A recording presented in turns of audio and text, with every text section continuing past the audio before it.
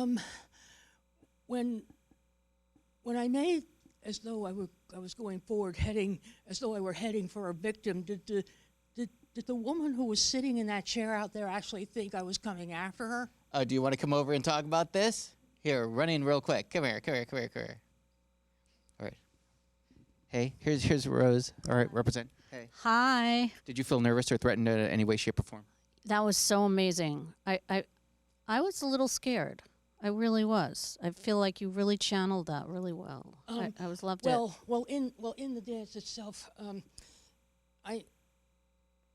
sometimes I've gone after people. If there's a staircase at the center front of the stage, I can go down and try to make for someone sitting on the end seat. The aisle seat is easier to take.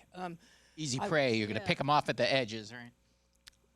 I thought for a second you were going to come after me. I really channeled well, when that. there's no staircase on the stage, or I haven't consulted with anybody, then I just stay up there. I just come to the front of the stage and then pretend that I'm feeding on a victim the way you saw me do. And in the past, you've had other famous victims. I think wasn't Florescu and Radu Florescu one of the people that you came in to bite?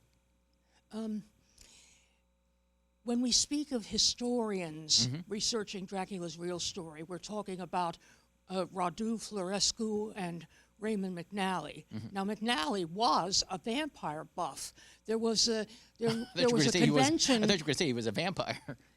There was a convention in Los Angeles in 1997 to celebrate the 100th anniversary of the book. And that was the first time I had seen Florescu or McNally in years. I talked with McNally and said, "You're a vampire buff. Can I trust you to feign attack upon?" But when the time came, he wasn't sitting in an aisle seat. He was way deep among the other people. I had to go down, and I couldn't attack him from the front because the space was very narrow. So I had to go around the back and get in then. A side attack. Okay. How did he take it?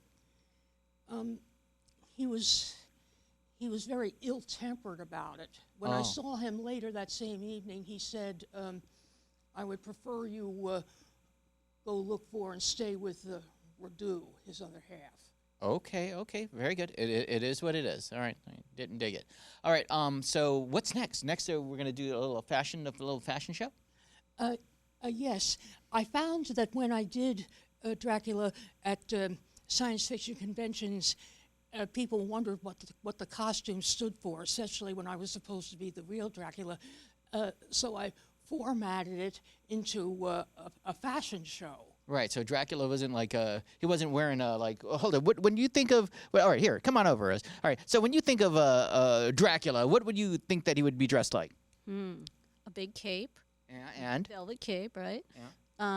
A nice tuxedo, maybe. A tuxedo. Maybe. All right, so I see.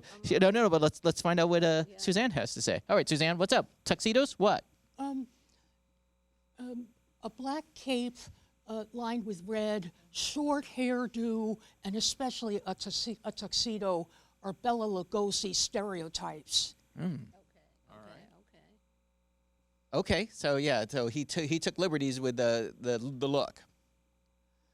Yes. I don't know if I've emphasized enough.